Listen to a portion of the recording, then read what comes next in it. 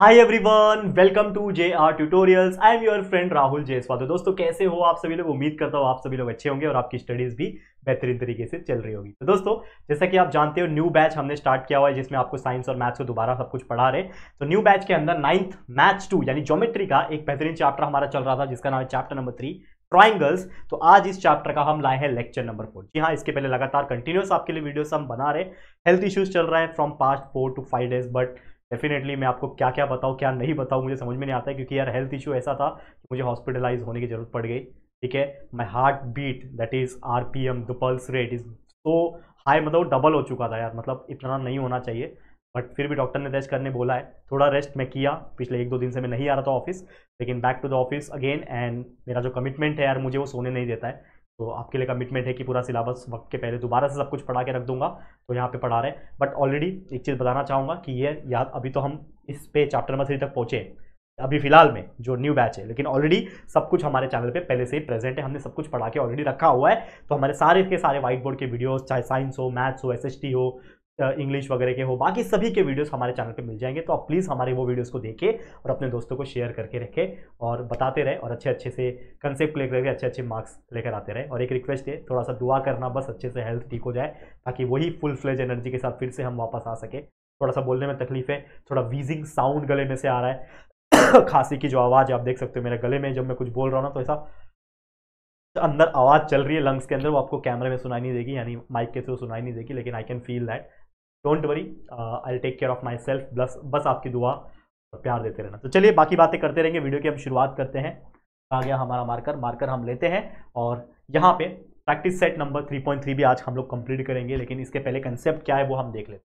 तो पिछले कुछ लेक्चर में हमने डिस्कस किया था कि क्या होता है ट्राइंगल, ट्राइंगल के कौन कौन से प्रॉपर्टी होते हैं। हमने साइड एंगल वो सब चीज़ का हम लोग ने देखा था।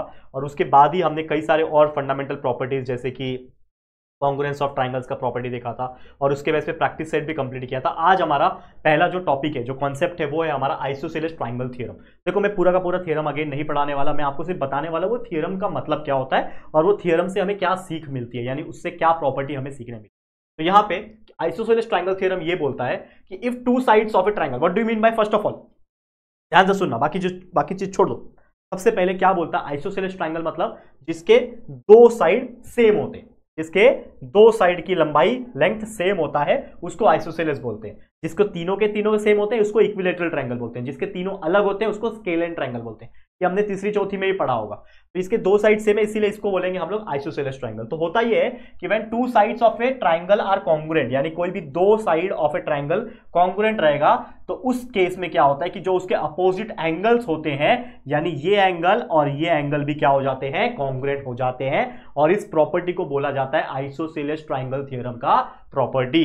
यानी कि अगर एक ट्रायंगल है, जैसे in triangle ABC, if side AB and side AC are congruent to each other, then we can say that angle ABC यानी ये वाला एंगल और एंगल ACB यानी ये वाला एंगल एक दूसरे को क्या हो जाएंगे, कॉन्ग्रुएंट हो जाएंगे by corresponding angle of congruent triangle. ये प्रॉपर्टी तो आप जानते होंगे, corresponding angle of congruent triangle.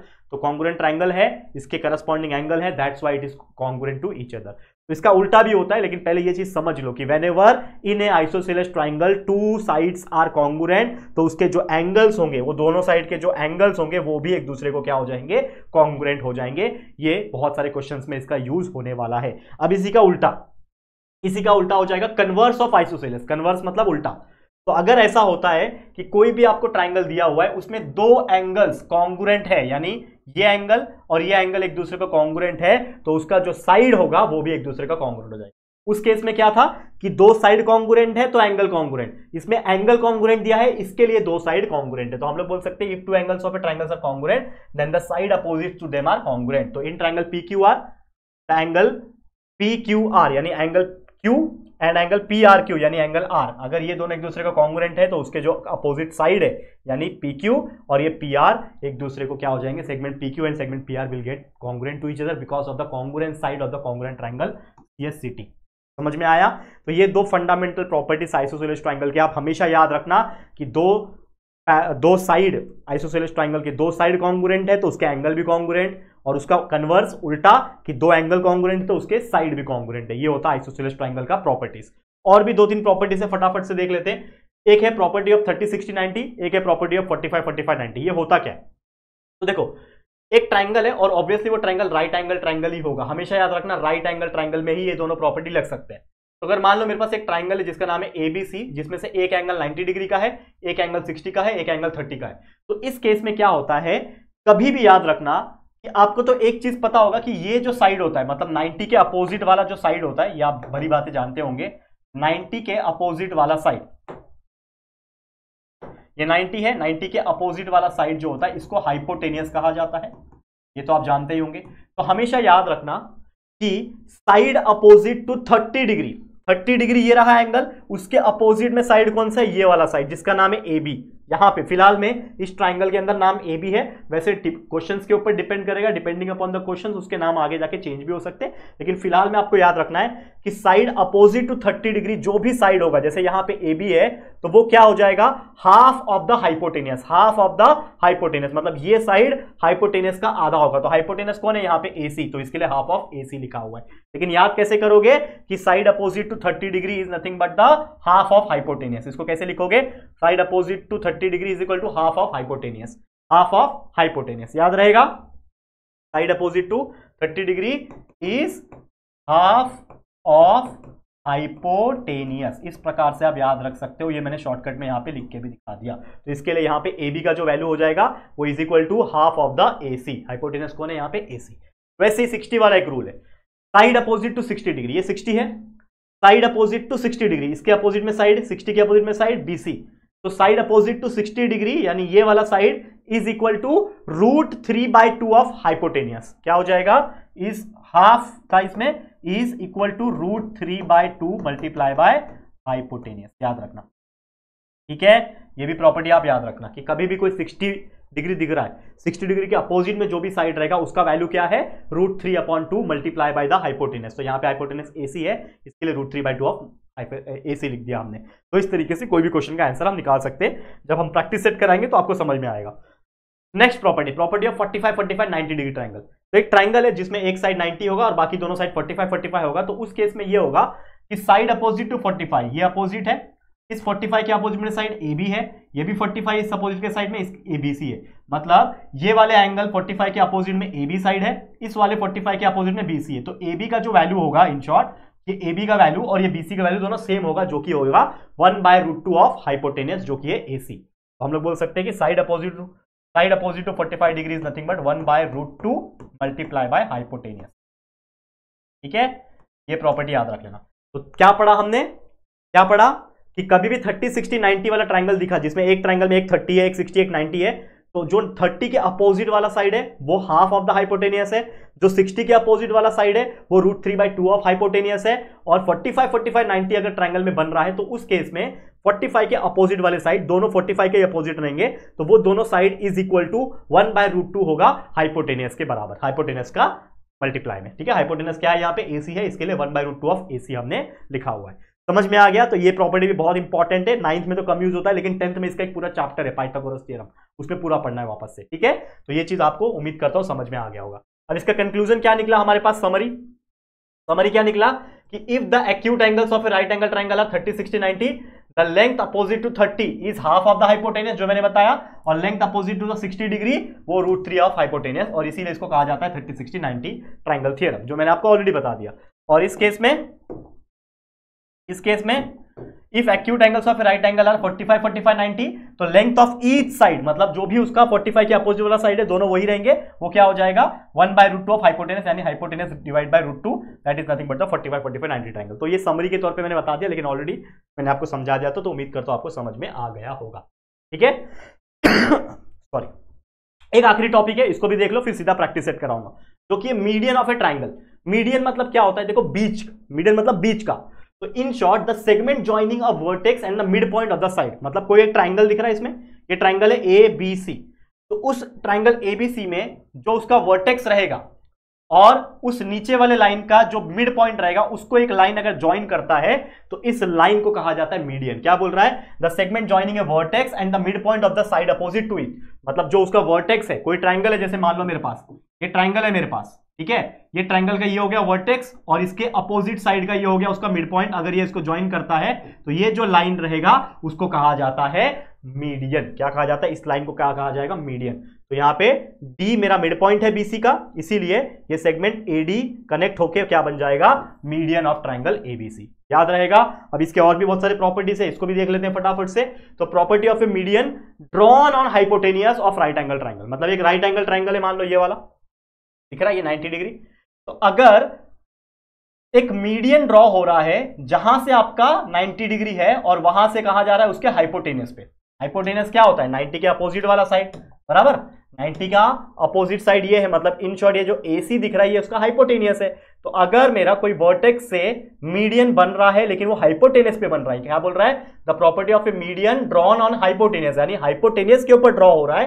तो उस केस में क्या होता है, उस केस में जो मेरा मीडियन का जो लेंथ होता है, जो कि ये BD यहां पे, तो BD क्या हो जाएगा, half of the hypotenuse, half of the AC। याद रखना क्या हो जाएगा, जो मीडियन होगा वो क्या हो जाएगा, हाफ ऑफ द हाइपोटेनियस हो जाएगा। ये छोटी छोटी चीजें अगर आप याद रख लोगे तो बहुत इजी हो जाएगा। मतलब इन शॉर्ट हम लोग क्या बोल सकते हैं कि द लेंथ ऑफ मीडियन, जो मीडियन का लेंथ रहेगा हाइपोटेनियस का, वो हाफ रहेगा लेंथ ऑफ द हाइपोटेनियस का। तो ये बहुत इंपॉर्टेंट प्रॉपर्टीज है, इसको बस बाय हार्ट करके रख लो। ये हमारे प्रैक्टिस सेट के एग्जांपल्स में काम आएंगे और एग्जाम में भी एग्जांपल्स में काम आएंगे। ठीक है, समझ में आ गया सब कुछ चीज। अब सीधा लेके चलता हूं प्रैक्टिस सेट के ऊपर। अब सब चीज फ्लैशबैक होगा, अब वापस से ये सब चीज का इस्तेमाल होगा। ध्यान से देखना, एक एक करके हम लोग सब चीज सॉल्व कराएंगे।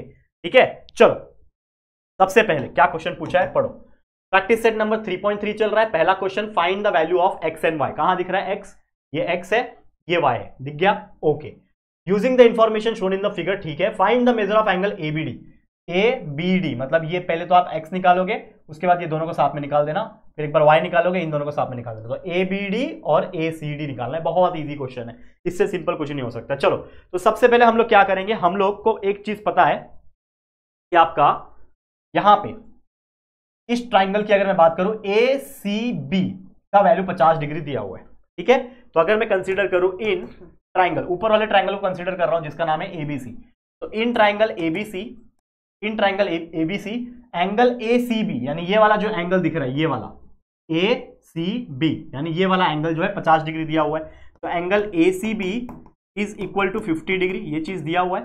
ठीक है, और दूसरा जो है एंगल ABC वो x है फिलहाल में। ठीक है, एंड एंगल ABC जो है वो x है, वो मुझे पता नहीं है, लेकिन वही x तो निकालना है मुझे, मतलब इन शॉर्ट मेरा एंगल ABC निकालना है। ठीक है, ये आपको समझ में आ गया। लेकिन हम सोच क्या रहे हैं यहाँ पे, अगर हम डायग्राम को देखते हैं इन ट्राइंगल ABC, जिसमें AB और AC को देखो दो लाइन से मार्क किया हुआ है, मतलब क्लियर कट दिख रहा है कि मेरा AB और AC, segment AB and AC क्या है, कॉन्ग्रुएंट है। तो मुझे पता चल गया, यहां पे मैं लिखूंगा फ्रॉम फिगर, मैं क्या लिखूंगा यहां पे, फ्रॉम फिगर सेगमेंट, क्लियरली बोल रखा है कि segment AB and AC, segment AB is congruent to segment AC, ये हम लोग को दिया हुआ है। तो कभी भी अगर ऐसा होता है कि दो सेगमेंट, कोई ट्राइंगल के अंदर दो सेगमेंट अगर कॉन्ग्रुएंट होते हैं तो उसके करस्पॉन्डिंग एंगल भी एक दूसरे को कॉन्ग्रुएंट हो जाते हैं बाय आइसोसेलियस ट्राइंगल थ्योरम। पढ़ाया था स्टार्टिंग में, सबसे पहले यही टॉपिक हुआ था ना आइसोसेलियस ट्राइंगल थ्योरम में, कि अगर दो साइड, कोई भी ट्राइंगल के दो साइड अगर कॉन्ग्रुएंट है तो उसके एंगल भी कॉन्ग्रुएंट हो जाएंगे। तो इसका मतलब हम लोग क्या बोल सकते हैं, देयरफोर ये जो एंगल है हमारे, angle ACB will be congruent to angle ABC, यानी ABC ACB एक दूसरे को कॉन्ग्रुएंट हो जाएंगे। तो इसका मतलब ACB तो 50 डिग्री है, तो ABC, एंगल ABC जो होगा वो भी क्या हो जाएगा, 50 डिग्री हो जाएगा। तो इस तरीके से हमने ये आंसर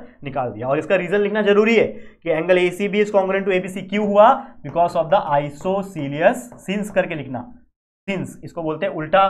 देयरफॉर का मतलब क्या होता है, ये होता है देयरफॉर, और इसको उल्टा करके लिख दोगे ऐसा तो ये होता है सिंस, याद रखना। ठीक है, तो सिंस आइसोसेलियस ट्राइंगल थ्योरम, ऐसा शॉर्टकट में आप लिख सकते हो। आइसोसेलियस ट्राइंगल थ्योरम की वजह से हमने ये बता पाया कि एंगल ACB मेरा ABC से कॉन्ग्रुएंट है, इसके लिए मेरा ABC 50 डिग्री आ गया। लेकिन ABC क्या है मेरे लिए, ABC मेरा x है, तो डायरेक्ट आप ऐसा लिखो, अब आप ऐसा लिखो कि देयरफॉर ये हमारा आंसर आएगा कि x is equal to 50 degree, ये हमारा आंसर है। तो ABC नहीं पूछा था, हमें पूछा था x का वैल्यू निकालो, तो हमने निकाल दिया x is equal to 50 degree. ये हो गया हमारा पहला पड़ाव यहाँ पे खत्म। ठीक है, x निकाल दिया। अब सेम उसी प्रकार y निकालेंगे, लेकिन y किधर है, इस नीचे वाले ट्राइंगल के अंदर। तो हम ले लेंगे इन ट्राइंगल जिसका नाम है BCD, जो भी लेना है ले लो, इन ट्राइंगल BCD। तो आपको पता है कि एंगल DBC, एंगल DBC का वैल्यू 60 डिग्री दिया हुआ है, और DCB का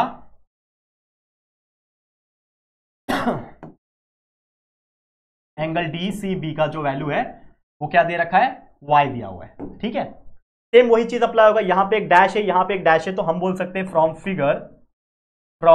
फिगर ये जो BD है, segment BD is congruent to segment CD।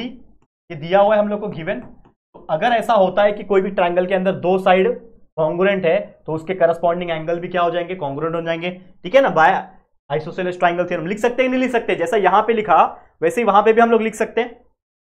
चलो, तो हम लोग क्या लिख सकते हैं, देयरफॉर कलर चेंज करता हूं, देयरफॉर क्या लिखूं, therefore angle DBC will be congruent to angle DCB।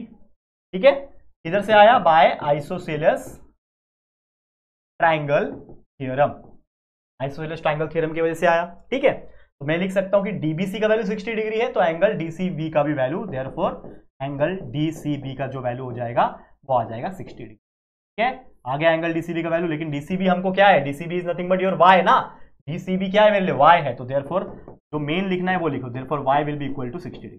तो इस प्रकार से हमने दोनों निकाल दिया, x निकाल दिया 50 डिग्री, y निकाल दिया 60 डिग्री। लेकिन एक और चीज पूछा है, x और y के अलावा भी हमें दो चीज पूछा था इसमें कि find the measure of angle ABD और एंगल ACD। तो एंगल ABD और ACD निकालना है, उसके लिए एक नया पेज लेते हैं हम लोग। तो अब मैं निकालूंगा एंगल, सबसे पहले ABD। ठीक है ना, सबसे पहले मैं क्या निकालूंगा, एंगल ABD। तो अगर आप डायग्राम देखो यहां पे फिर से, ये है A, ये है B और ये है D, मतलब ये पूरा का पूरा एंगल। तो एंगल ABD निकालना है, मतलब ABC को B, ठीक है, ABC को DBC से प्लस करना पड़ेगा। समझ में आ रहा है, मतलब ये x और ये 60, ये दोनों को प्लस करना पड़ेगा इन शॉर्ट। तो हम लोग क्या लिखेंगे कि हमें जो निकालना है एंगल ABD, जो हमें निकालना है दोस्तों, तो angle ABD is nothing but what, ठीक है, angle ABD is nothing but ABC plus DBC।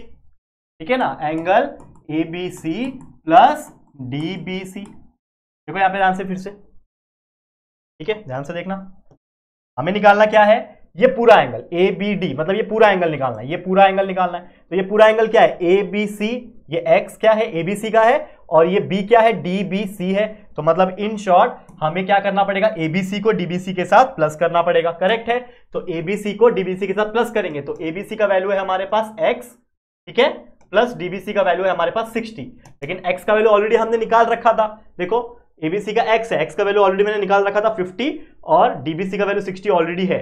तो 50 प्लस 60 हो जाएगा 110। ठीक है, दैट इज 50 प्लस 60।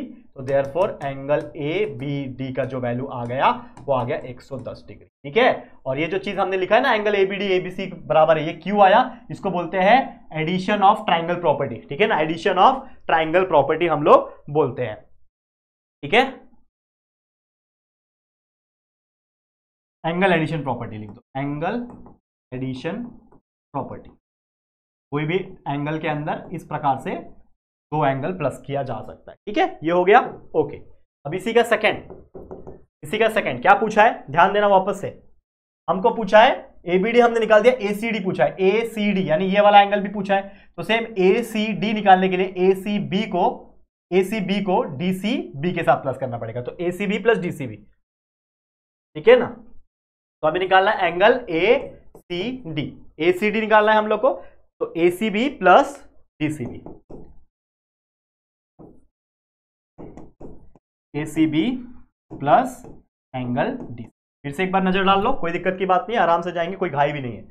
ACD निकालना है, मतलब ये 50 वाला एंगल प्लस y, तो 50 वाला एंगल का नाम क्या है, ACB है बराबर, और ये वाले y का एंगल का नाम क्या है, DCB है, यानी 50 प्लस y करना पड़ेगा हम लोगों को, तो 50 प्लस y। ठीक है, तो ACB कितना था, 50 प्लस DCB था हमारा y हमने निकाला था 60 ऑलरेडी, तो ये हो जाएगा 50 प्लस 60। y कितना निकाला था देख लो वापस से ना, y निकाला था 60। ठीक है, तो y के जगह पे लिखूंगा 60, तो देयरफॉर ये आ जाएगा 110 डिग्री। तो इन शॉर्ट एंगल ACD का जो वैल्यू आ गया यहाँ पे, ये भी आ गया 110। और इसका भी रीजन लिख देना, ये क्या है, एंगल एडिशन प्रॉपर्टी है। एंगल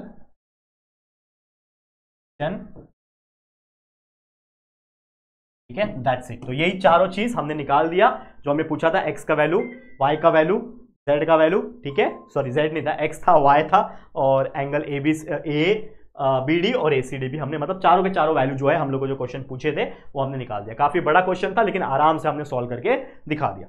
ठीक है, क्लियर है? तो ऐसे क्वेश्चन आएंगे तो क्या आप घबराओगे? नहीं घबराओगे, बिल्कुल आगे बढ़ोगे, तो कोई टेंशन मत लेना।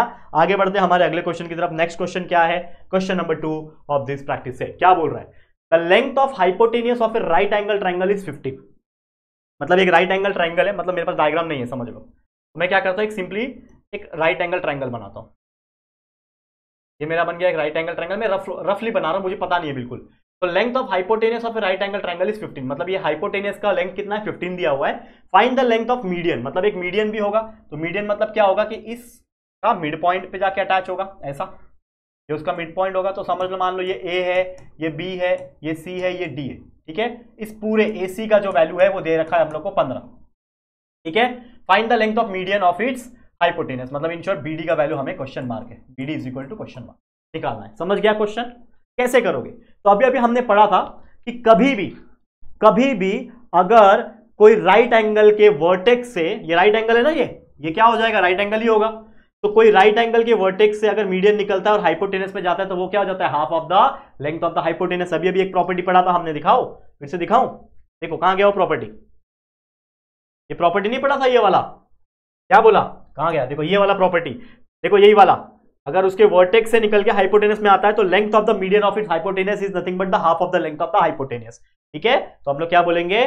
द लेंथ ऑफ, कहां गया भाई, इधर छुप रहा है, ठीक है। तो हम लोग क्या बोलेंगे? हम लोग को निकालना बीडी है ना, तो कोई दिक्कत की बात नहीं। तो वी नो, ऐसा लिखो हम लोग, we know the length of the median on hypotenuse. लिखो यहां पे, ऐसा क्या लिख सकते हो? क्या लिखोगे? द लेंथ ऑफ, जो पूछा था, the length of median of on its hypotenuse is equal to the half of the length of, half of the किसका? half of the length of hypotenuse, half of the length of hypotenuse, half of the length of hypotenuse। ये हमने अभी property पढ़ा था। ये कौन सी property है? That is property of, ये किसकी प्रॉपर्टी है? आ गया? ये प्रॉपर्टी किसकी है? देखो, property of median drawn on hypotenuse, ठीक है, ऐसा लिख सकते हो, कोई दिक्कत की बात नहीं है। Property of median drawn on hypotenuse, ऐसा लिखो। किसकी प्रॉपर्टी है? Property of median drawn on its hypotenuse, ये उसकी प्रॉपर्टी है, ठीक है। ये हमने पढ़ा है ऑलरेडी। तो इसका मतलब ये हो जाएगा कि हमें चाहिए बीडी का वैल्यू, तो देयरफॉर जो बीडी का जो यहां पे वैल्यू आएगा वो क्या आएगा बच्चा? ध्यान से समझो इस चीज को। यहां पे जो बीडी का जो वैल्यू आएगा वो क्या आ जाएगा? Half of the length of the hypotenuse. तो half of the length of hypotenuse यहाँ पे क्या है? एसी है, तो half of AC, and therefore half of AC का वैल्यू है 15, तो देयरफॉर इसका वैल्यू आ जाएगा, हाफ ऑफ द, इसका वैल्यू आ जाएगा 15/2, मतलब होता है 7.5 सेंटीमीटर। मीटर कुछ दिया है, कुछ नहीं दिया, तो यूनिट लिख दो, 7.5 यूनिट। तो हमारा वैल्यू आ गया बीडी का, यानी the find the length of median of the hypotenuse. तो आप लास्ट में एक स्टेटमेंट लिख सकते हो, therefore the length of median of its hypotenuse is equal to 7.5 unit. Last में मैंने वो स्टेटमेंट भी लिख दिया, कोई बात नहीं, 7.5 यूनिट, ठीक है। अच्छे से लिख देना आप लोग, मेरा थोड़ा सा हैंडराइटिंग कभी कभी बिगड़ जाता है। तो ये इस तरीके से हमने आंसर निकाल दिया। बहुत ईजी क्वेश्चन था, जो कि आप खुद देख पा रहे हो, ठीक है। तो ऐसे क्वेश्चंस आएंगे, आराम से सॉल्व करके दिखा देना, ठीक है। क्लियर? आगे बढ़ जाते हैं, नेक्स्ट क्वेश्चन पे चलते हैं। अगला क्वेश्चन क्या बोल रहा है? इन triangle P Q are, Q 90 है, पी 12 है, क्यू आर 5 है, क्यू एस एक मीडियन है। तो एक ट्राइंगल है जिसमें क्यू 90 दिया है, मतलब मैं क्या करता हूं, एक ट्राइंगल का शेप देता हूं 90 डिग्री वाला। मेरे को मालूम नहीं है कि कैसा दिखेगा, लेकिन मैंने बना दिया। इसमें बोल रहा है Q का वैल्यू 90 डिग्री है, मतलब ये Q है 90 डिग्री बना दिया। इसमें एक P है तो PQ का वैल्यू 12 है। इसमें QR है तो Q से लेके R जो होगा वो 5 है। ठीक है, ओके ओके। QS मीडियन है, Q से लेके S, यहां पे कहीं पे S आएगा तो Q से लेके S क्या है, मीडियन है। ठीक है, ये S पॉइंट है, QS मीडियन है। Find the length of QS, QS निकालना है, मतलब इन शॉर्ट हमें मीडियन निकालना है। ठीक है ना, मीडियन जो है, मीडियन का जो वैल्यू है जो कि QS है यहाँ पे, इसका वैल्यू क्वेश्चन मार्क है। हमें कैसे निकालोगे, कैसे निकालोगे, क्या है फंडा जो हमने पढ़ा था, प्रॉपर्टी क्या पढ़ा था कि व्हेनेवर जो QS होता है वो क्या होता है, half of the length of the hypotenuse होता है। लेकिन यहाँ पे लेंथ ऑफ द हाइपोटेनस यानी PR का वैल्यू दिया है क्या, नहीं दिया। यहाँ पे अगर आप ध्यान दोगे तो PR का वैल्यू हमें नहीं दिया है। तो मैं सबसे पहले क्या करूंगा, PR का जो वैल्यू है वो निकालूंगा। तो अगर मैं ध्यान दूं इसके ऊपर तो ये एक राइट एंगल ट्राइंगल है। तो अगर मैं कंसीडर करूं इन ट्राइंगल जिसका नाम है PQR, इन ट्राइंगल PQR अगर आप देखोगे तो एंगल Q जो है वो 90 डिग्री है और एंगल PQR में एंगल Q 90 डिग्री है। तो एक साइड ये, एक साइड ये, और ये हाइपोटेनस, मतलब ये 90 डिग्री की हेल्प से हम लोग यहाँ पे क्या लगा सकते हैं, बाय पाइथागोरस थ्योरम लगा सकते हैं। तो बाय पाइथागोरस थ्योरम हम लोग क्या बोल सकते हैं, पाइथागोरस थ्योरम क्या बोलता है कि the sum of the remaining side square is equal to hypotenuse square. तो हाइपोटेनस कौन है यहाँ पे, 90 के अपोजिट जो कि है PR। तो हम लोग बोल सकते हैं देयरफॉर PR का स्क्वायर यहाँ पे जो होगा is equal to sum of the remaining side square, यानी PQ square plus QR square होगा। तो PQ का स्क्वायर प्लस QR का स्क्वायर कर दो। तो PQ हमारे पास है 12, तो 12 का स्क्वायर प्लस QR का वैल्यू हमारे पास है 5 यानी 5 का स्क्वायर। तो हमें यहाँ से क्या मिलेगा बच्चा, ध्यान देना, PR का स्क्वायर इज इक्वल टू, यहाँ पे एक स्टेप हो जाएगा, PR का स्क्वायर इज इक्वल टू 12 का स्क्वायर 144 प्लस 5 का स्क्वायर 25। तो ये हो जाएगा PR स्क्वायर, ध्यान देना बच्चा, ध्यान देना, क्या हो जाएगा, देयरफॉर PR का square is equal to 144 plus 25 कितना होता है, देखो ध्यान से, 144 प्लस 25 करोगे तो ये होता है 169। ठीक है, तो PR square is equal to 169। हमें चाहिए PR का वैल्यू, तो PR will be equal to under root of 169 चला जाएगा। तो देयरफॉर PR का जो वैल्यू हमें मिल गया वो आ जाएगा 13। 169 का स्क्वायर रूट होता है 13, तो PR is equal to 13 unit. तो हमें PR का वैल्यू निकल गया। लेकिन ये PR है क्या हमारे लिए, PR is nothing but my hypotenuse. PR जो आया ये एक्चुअल में क्या आया, ये आया मेरे लिए हाइपोटेनियस का वैल्यू। तो अब मेरे पास हाइपोटेनस का वैल्यू आ गया। तो हमें एक चीज तो पता है, जब मेरा हाइपोटेनस का वैल्यू आ जाता है तो हमको पता है कि जब उससे मीडियन हाइपोटेनस पे चिपकता है तो ये जो मीडियन होता है उसका वैल्यू क्या होता है, half of the length of the hypotenuse. ठीक है, तो हम लोग क्या बोल सकते हैं, हम लोग क्या बोल सकते हैं कि जो राइट एंगल ट्राइंगल PQR है, देखो यहां पे ध्यान से, इन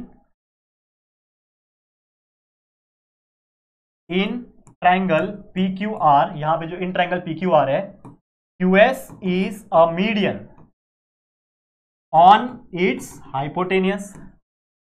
QS मीडियन है हाइपोटेनियस पे। तो देयरफॉर मैं क्या बोल सकता हूं, अकॉर्डिंग टू द लॉ जो हमने अभी अभी पढ़ा, according to the rule that is median on its hypotenuse is nothing but the length of half of the length of the hypotenuse. ठीक है, तो हम लोग बोल सकते हैं कि QS जो ऐसा लिख सकते हैं,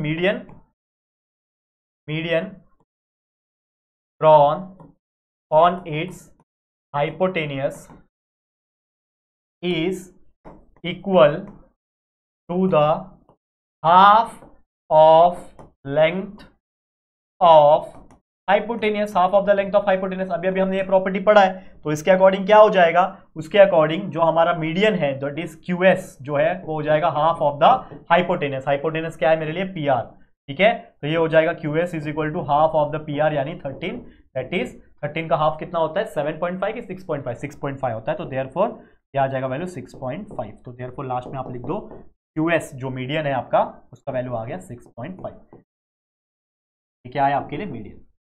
लास्ट में एक स्टेटमेंट लिख देना, स्टेटमेंट ये लिखना कि जो आपका लेंथ ऑफ QS जो है वो कितना आ रहा है, 6.5। Length of QS is nothing but 6.5 unit आ रहा है। बहुत अच्छी तरीके से हमने ये क्वेश्चन को सॉल्व कर दिया। ठीक है, क्लियर है बच्चा, आगे बढ़े, है कि नहीं, ऐसा इजी क्वेश्चन कर सकते हैं कि नहीं, एग्जाम में आने दो ऐसा क्वेश्चन, घबराओगे, डरोगे, भागोगे डर के, नहीं ना, मुकाबला करोगे, कंसेप्ट पता है आपको, आप करोगे उसको और डेफिनेटली तोड़ के आओगे। समझ में आ रहा है, क्लियर, ओके, आगे बढ़ जाए, अगले क्वेश्चन की तरफ चलते हैं। अगला क्वेश्चन क्या है, चलो नजर डालते हैं फटाफट से। नेक्स्ट क्वेश्चन क्या है, नेक्स्ट क्वेश्चन है, एक फिगर है हमारे पास जिसमें बोल रहा है कि पॉइंट G दिख रहा है, ये बीच में पॉइंट G है, थोड़ा सा इसको कलर ले लेते हैं। ये पॉइंट जी है, ये एक point of concurrence. Point of concurrence तो आप जानते होंगे, बचपन से सिखाया है मैंने कि कभी भी बहुत सारे लाइंस आके एक पॉइंट पे अगर जुड़ते हैं तो उसको पॉइंट ऑफ कंकरेंस कहा जाता है। सेम यहाँ पे भी वही है कि एक ट्राइंगल में से बहुत सारे अलग अलग लाइंस आ रहे हैं और उसको एक जगह पे जोड़ रहे हैं जो कि जी पॉइंट है, तो point of concurrence of the median of triangle P Q are. ठीक है, इफ जीटी का वैल्यू है 2.5, जीटी किधर दिख रहा है, ये जी से लेके टी, यहां से लेके यहां तक का वैल्यू है 2.5, तो हमें बोल रहे हैं find the length of PG and PT. PG किधर है, ये पी से लेके जी, यानी यहां से लेके यहां तक का वैल्यू निकालना है पीजी का। ठीक है, पी से लेके जी यहां तक वैल्यू निकालना है, और पी से लेके टी मतलब ये पूरा पूरा भी निकालना है। मतलब इन शॉर्ट जीटी भी नहीं, जीटी तो है ही हमारे पास, खाली पीटी पीजी मिल गया तो दोनों मिल जाएगा हमारे पास। तो चलो कैसे करना है ऐसे क्वेश्चंस को सॉल्व, ध्यान देना कैसे सॉल्व करें भाई ऐसे क्वेश्चंस को। चैलेंज है, चलो चैलेंज एक्सेप्ट करेंगे हम लोग, ऐसे चैलेंज हमें पसंद है, ठीक है कि नहीं। चलो करें। चलो सबसे पहले क्या करेंगे, हमको जो जो पता है ना वो लिख देते हैं हम लोग। क्या क्या पता है हमारे पास, क्या क्या अवेलेबल है कि एक ट्राइंगल पी क्यू आर में G is the point of concurrence. तो in triangle P Q R G is point of concurrence, ये हमें पता है। क्या है मेरा जो जी है वो मेरा पॉइंट ऑफ कॉन्करेंस है। ठीक है, समझ में आ गया। अभी जो सेंट्रॉइड है, ठीक है, जो सेंट्रॉइड है वो डिवाइड कर रहा है ईच मीडियन को 2:1 रेशियो में, ऐसा क्वेश्चन में बोल रहा है। ठीक है, क्वेश्चन चेक कर लेते हैं एक बार। ठीक है, क्वेश्चन में बोल रहा है क्या, जो सेंट्रॉइड को डिवाइड कर रहा है 2:1 में। हाँ, और ये प्रॉपर्टी हमने पढ़ा है ना ऑलरेडी, ये मैंने बताया नहीं आपको, हमेशा याद रखना द पॉइंट ऑफ कंकरेंस। देखो ये प्रॉपर्टी मैंने आपको बताया नहीं है, लेकिन कोई बात नहीं, जब क्वेश्चन आता है तभी हम लोग कर लेंगे, कोई दिक्कत की बात नहीं है। हमेशा याद रखना एक प्रॉपर्टी है जो मैं आपको बताना भूल गया कि the point of concurrence of medians. देखो the point of concurrence of medians, याद रखना ये चीज, the points of concurrence of medians of a triangle of a triangle divide each median in the ratio of divide each median in the ratio of 2:1। ये एक fundamental property, जैसे मैंने isosceles triangle का property बताया 36, 36, 45, 45, 90, वैसे ये भी एक प्रॉपर्टी है, वो शायद लिखना मैं भूल गया था, इसके लिए कोई बात नहीं, लेकिन एज ए प्रॉपर्टी इसको आप याद रखोगे, एज ए प्रॉपर्टी इसको याद रखो। इसके लिए मैं इसको एकदम मस्त पैकी इज्जत दे देता हूं, यानी बॉक्स बॉक्स बना के रख देता हूं। हमेशा एक चीज याद रखना कि the point of concurrence of median of a triangle, ये सब मीडियंस ही है ना। मीडियन मतलब क्या होता है कि एक वर्टेक्स से उसके मिड पॉइंट पे ज्वाइन होना, ये वर्टेक्स से इसके मिड पॉइंट पे ज्वाइन हुआ, ये वर्टेक्स से इसके मिड पॉइंट पे ज्वाइन हुआ, मतलब तीनों के तीनों वर्टेक्स के मिड पॉइंट बने हुए, मतलब मीडियन बने हुए, मतलब इन शॉर्ट 3 मीडियन यहां पे। तो जब तीनों मीडियन आपस में ज्वाइन हुए तो एक बीच का पॉइंट आ गया जिसको जी बोला गया, पॉइंट ऑफ कंकरेंस।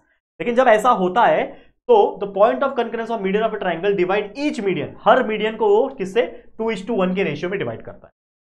मतलब कि एक हिस्सा 2 होगा तो दूसरा हिस्सा 1 होगा, एक हिस्सा 2 होगा दूसरा हिस्सा 1 होगा, एक हिस्सा 2 होगा दूसरा हिस्सा 1 होगा, तो 2:1 के रेशियो में डिवाइड करता है। ये हमारा एक प्रॉपर्टी है। ये क्या है, एक प्रॉपर्टी है। आप इसको इस तरीके से लिख सकते हो, this is the property of median in triangle. ये मैंने लिख दिया यहाँ पे, ये बहुत इंपॉर्टेंट प्रॉपर्टी है, आप इसको याद रख सकते हो। ठीक है, तो ये आपको समझ में आ गया। अब यहां पे हमको एक चीज तो पता है कि 2:2 रेशियो में है, तो हम लोग को जो चाहिए वो हम लोग ले लेते हैं। तो हमें चाहिए P से लेके G और G से लेके T। तो अगर हम बात करें, ध्यान देना, तो हम बात करें इसके अकॉर्डिंग, तो PG का जो रेशियो बनेगा GT के साथ, यानी PG का रेशियो GT के साथ बनेगा, वो भी क्या बनेगा 2:1 बनेगा।